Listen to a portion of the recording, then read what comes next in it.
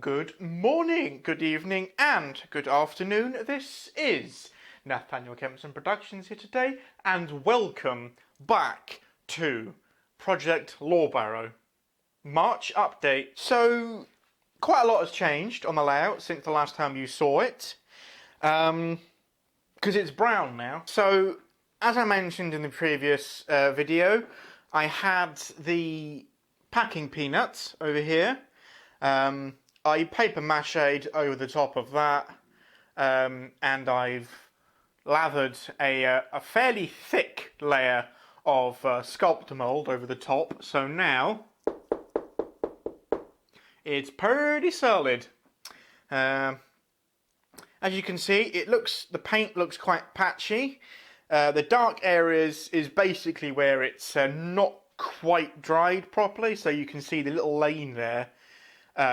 Is the most undry part of it. Everything else is more or less done, really. As you can see, I've got buildings. I can't remember if they were in the last update or not. Not too sure. But there they are. More or less complete in their final positions.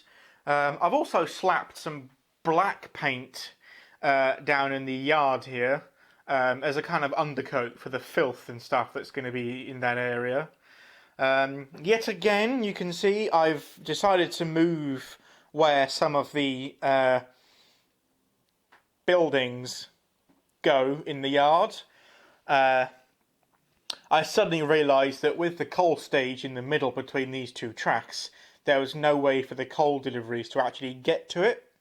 So it's back over that side for now, just because it makes more sense, really, having it over that side, because you can have access from the lane down here, behind the signal box, and then along this little lane thing here, straight into the yard, dump it in there, and then drive back out up the lane. And I've also been working on some of the finer details, some of the little scenes and such that I want. So, for example, this little bit of slightly raised ground here, I don't know how well that's being picked up on the camera. I've decided that this is going to be a very small picnic area. It's about that big-ish, with the little access road behind it, gaining access to the depot.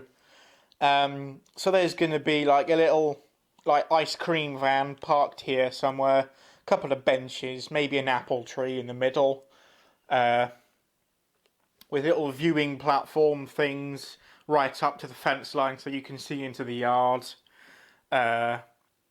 stuff like that.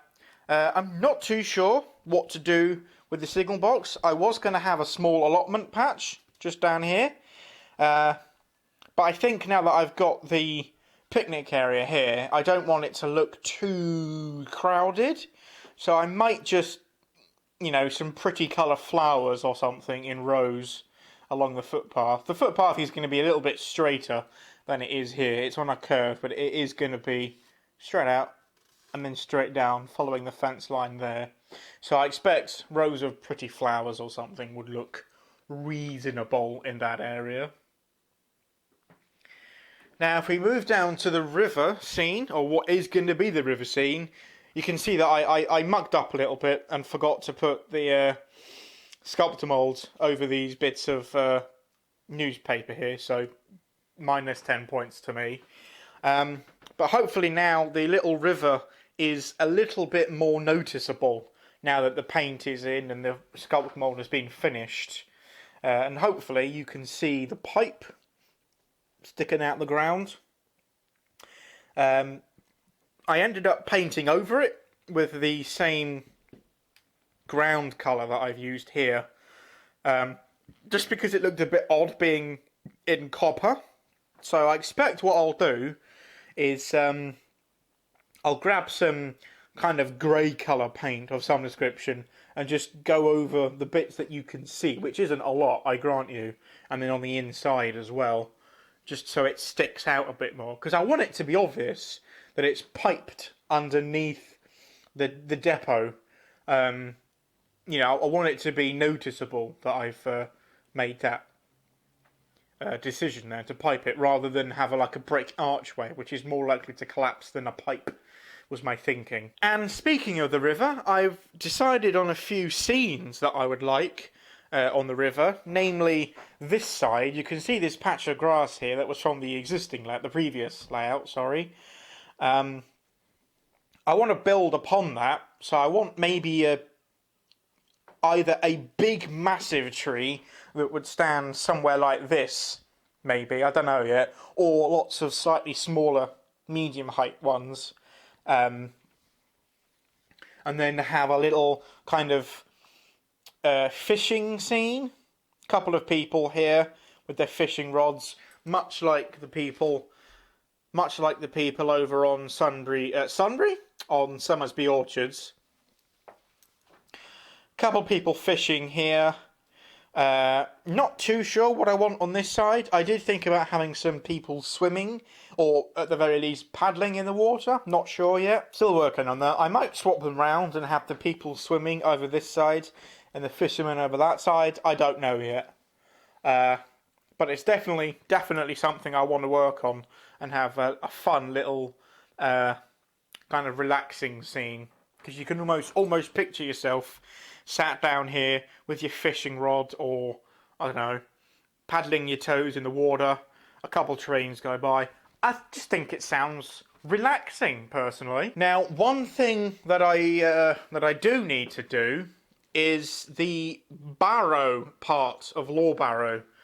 So, up here, on this flat piece here, there is going to be a subtle but noticeable mound. Obviously, I'm yet to construct it. It won't be very long. It'll kind of curve slightly across like that. And that will be, well, you know, it's supposed to be a Bronze Age barrow. Which, if you didn't know what it is, either go and Google it. But effectively, it's generous-sized earthworks. It was like an earth mound, unsurprisingly, built for defences back in the Iron Age and the Bronze Age, and indeed the Stone Age, I believe. So I decided to add one on the layout, seeing as it's, you know, named after it. And the law is named after the river. It's the River Law, and then the station is near a barrow, so it's Law Barrow, if that makes any sense. It's a combination of two names, if that makes much sense. Yes, now on to the thing about, obviously there's no room to have houses. I did think originally of having a very thin kind of, I don't know, 6-inch shelf running along the top of the back scene there, and have a couple of houses on the top of that, like back gardens, as it were, so that the lane would come up between the houses. The houses would stop here and there, and the lane would come up in between the houses, the idea being. But I've kind of decided against that now. I think that will make things look a little bit too, if I just take a step back, I think it would make things look a little bit too crowded. If you picture a great big line of houses along the back, I think it would look a little bit cluttered. So I'm going to stick with the fact, or with the idea rather, that the station is rural, kind of in the middle of nowhere, and is maybe a couple of miles away from the actual town that it serves. Hence the very small lane and small car park area. Actually, it's reminiscent of a few stations on the Sutton Carlisle line, I think. Kirby Stephen, I think, is about a mile away from the town it serves, and about 300 feet above it, but whatever. So you can see up here, I found a place to put the water tower. It might not be the water tower that I use, because everything else is stone kind of built. and that's brick. So I don't know whether I'm going to actually carry on using it or not. I mean, it does the job, it's fine, it sits out there and it looks fine, but it doesn't really chime in with the rest of the buildings that I've got. So that might change to a brickwork one, a stonework one, or it might stay the same and kind of act as like a rebuilt water tower of some description. I don't know. Let me know in the comments what you guys think. So those of you that follow me on social media, you might know that I have a few new items of rolling stock kicking around on the layout now. I do. I will show you those. There's a few that are... No, actually, they've all been repaired now. I had to repair a few of them. It was just windows in coaches that had fallen inwards, basically, because they're all second-hand. So I had a few windows to fix and stuff. That's fine. I'm not bothered about that. I don't mind having to fix a few things. One of them I did have to modify quite heavily. It's a brake van by Oxford Rail. It's a 6-wheel towed brake van, which I legit had no idea was even a thing. So if I switch the layout on, wherever the switch is, I'm trying to do it cack-handed, so you can probably hear me ferreting around. Was that it? Yep, that was it. Also need to turn the points on. Oh god, here we go. There we go. That sounded good. So, change the points. Like that. Track power on. So I will do a proper like running session type thing after I've finished the update, the layout update. Although I guess this kind of counts as a running session, I suppose. So here's Captain Prairie Tank with the short goods train.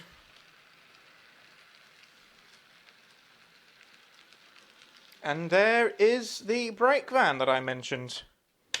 So as you can see, it's a 6-wheel towed brake van. And it's actually really nice. I had to file the middle axle completely flat. So if I just uncouple it, hopefully you can see there that I've had to file it completely flat. I didn't make a very good job of it. But at least now it goes round the track without derailing anywhere. Because before it would only fall off on the set track curved points that I've got over here in the yard, in the storage loop. Sorry, which as you can see is still chock-a-block full of stuff. So that's the new brake van. I do actually quite like it. It's really, really nice as brake vans go. Probably my favourite looking brake van. Because it's a towed brake van, which is apt for this ex-Great Western layout. But it's different because it's got 6 wheels. And I've never seen one with 6 wheels before. So I thought that was rather cool myself, which is why I bought it. It was... on Hattons, it was about 16 quid, I think, which is a great price. I think it was less than that. I think it was 13 quid, if I remember rightly. So actually, whilst we're nosing over here, you can see there's the other brand new coach over there. It's something 58-foot collet coach. I hope that point went the right way. Yes, it did. So, I'll bring this out. I've got my Ginty on the front of this one as well. I don't know if you guys have seen this loco or not yet.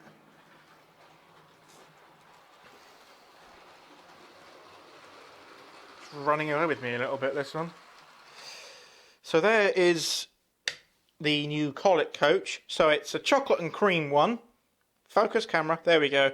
So it kind of matches with the blood and custard one that I've got over here. This, I believe, is a mainline brand coach, and this is Bachmann. And I think Bachmann bought out Mainline, so they're effectively made by the same company. And as you can see, there's not a lot of differences, to be fair. I mean, this Mainline are quite an old manufacturer. I don't think they exist anymore, correct me if I'm wrong. But as far as details go, this Mainline coach is really, really rather good. You can see it's got separately painted axle boxes and spring boxes. I forget what they're called. Yeah, those bits. Roof detail is on point. You can see, woo, if I get it in focus, you can see, hopefully, the rivet detail. Can you see that on camera? Oh, yeah, kind of. There you go. Rivet detailing on the roof. It's nice. I like it. It's got a decent amount of detail. And it looks rather handsome behind my Ginty, if I do say so myself. That isn't in focus. Thank you, camera. Yeah, the Ginty is made by Bachmann, obviously. It's one of the new ones. Ooh. And it doesn't like these points at all. It struggles to go around them a little bit. I don't think there's quite enough play in the middle axle when it goes over the middle bit here. This is usually the tightest bit to get round. So the wheel kind of jumps a little bit and then falls back into place, which is what that sudden jolt was all about when it went round the corner there. So the other brand new coach isn't actually in a consist at the moment, so I'll have to grab it from the yard. It's this one. I'll just balance it on there. There you go. So it's a 63 feet bullied brake coach to match with one of the other ones that I had a while ago, and these are both Bachmann.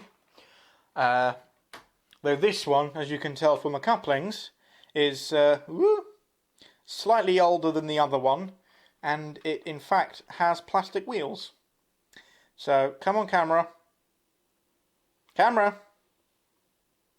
Focus, you bitch. There we go. So it's got plastic wheels and the large style tension lock couplings, which does make it a little bit awkward at trying to couple it to the rest of the coach fleet. The next new item of rolling stock I'm going to have to bring out of the storage yard so you can see it. It's actually marshalled behind my S15 in the fixed southern rake. So I'll bring that round now. Very impressive piece of kit this from Hornby, the S15.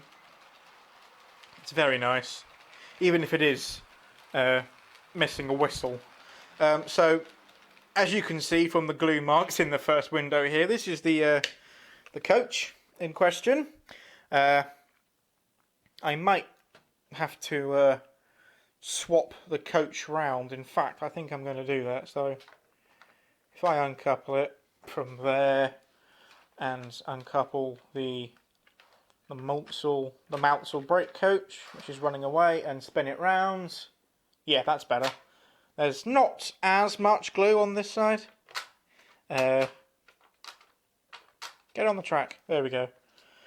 It's awkward trying to do this with one hand and having to do it looking through the viewfinder of the camera as well. Or the little LCD screen, sorry.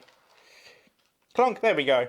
So, this coach and this coach are the same, but this is a first class coach. Both are made by Bachmann. And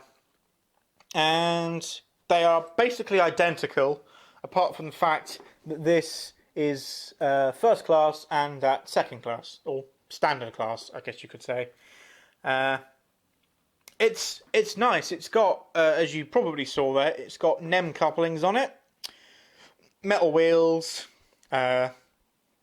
loads of detail, quite the same as the mainline coach. That's also got metal wheels and NEM couplings, though I did have to add the metal wheels to it, which is why there's a collection of plastic wheels over here in the yard waiting to be weathered up. Oh, my little light must be running out of battery. It's flickering at me. So, yes, new rolling stock. I did, intend to get a new locomotive, namely a standard class 3MT from Bachmann, I believe, in BR Green, but they are extremely difficult to get hold of. Yeah, this light on the camera is not having a fun time, let me tell you. I'm going to guess that's in the right place. I can't see. So if I go around to here... No, it's not. So I've put a little red mark for where the front wheels of the locomotive have to sit. Somewhere there. So I'm actually going to turn this light off entirely now because it's flickering. It's not actually doing anything. So I'll take it off.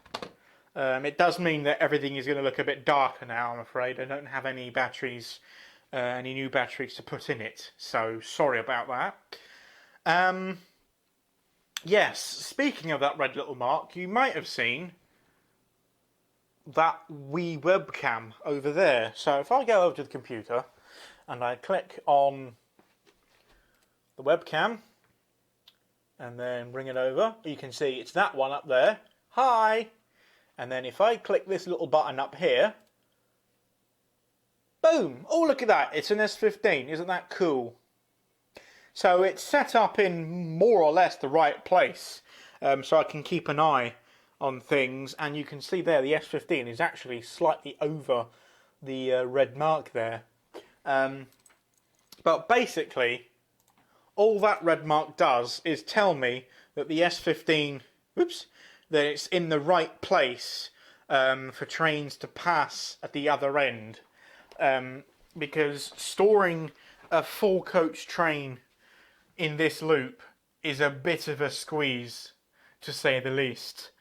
It does fit. I mean, obviously, you can see it's there, it fits. But only bloody just. If it's not in the right place, coaches going through the second loop here can crash into the back of this coach, and they can also crash into the front of the S15 over there. So the red mark is there just to say that there's enough clearance at both ends of the loop, basically.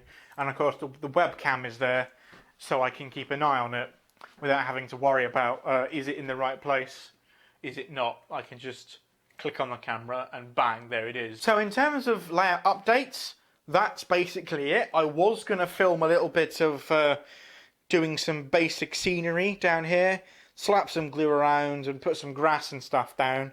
But I think I want to do the river at the same time. And I don't have any of the stones or gravel or anything to do the river yet.